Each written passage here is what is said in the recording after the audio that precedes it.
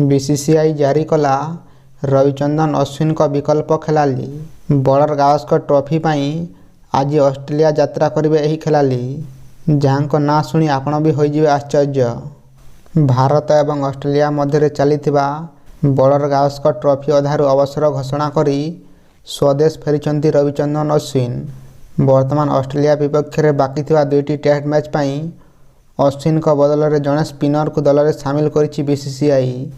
भारतीय दल में नियमित भाव खेलुथिबा अक्षर पटेल, कुलदीप यादव एवं युजवेंद्र चहल थिबा सत्वे जड़े युवा खेलाड़ी को बॉर्डर गावस्कर ट्रॉफी पाई एबे चयन करा जायछि। जातीय गणमाध्यम रिपोर्ट अनुसार मुंबईर युवा ऑफ स्पिनर तनुष कोटिया को बॉर्डर गावस्कर ट्रॉफी पाई चयन करा जायछि। तनुष एपर्यंत गोटे मध्य अंतर्जातीय मैच खेली नाहंती।